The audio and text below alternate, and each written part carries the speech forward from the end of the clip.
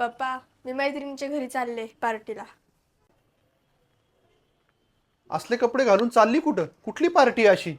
हे कपडे काय घातलेत आणि तू? पप्पा, ही तर आजकालची फॅशन आहे. अरे, फॅशनच्या नावाखाली हे तर अंग प्रदर्शन होतंय तुझं. पप्पा, तुमचा काळ वेगळा होता आणि आमचा काळ वेगळा आहे आता. ये बाळा, इकडे बस तू.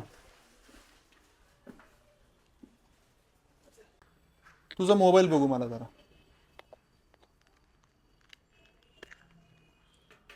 घे, आता असाच घेऊन जा हा मोबाईल. अहो पप्पा, फोनचा कवर का काढला?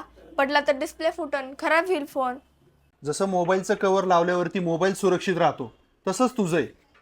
पूर्ण कपडे घालशील, अंगभर कपडे घालशील, तर लोकांच्या वाईट नजरेपासून वाचशील.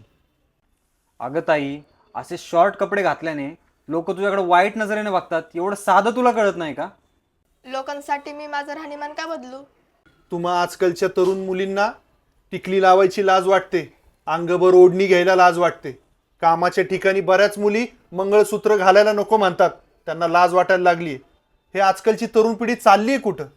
भरकटलेत तुम्ही लोक. अरे बाळा, कपाळावरचं कुंकू टिकावं आणि स्त्रियांची आबरू साबूत राहावी, यासाठी छत्रपती शिवाजी महाराजांनी स्वराज्य उभं केलं.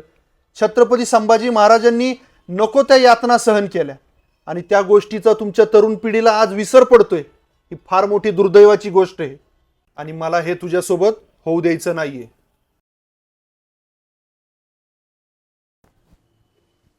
बाबा, आता ठीक आहे ना?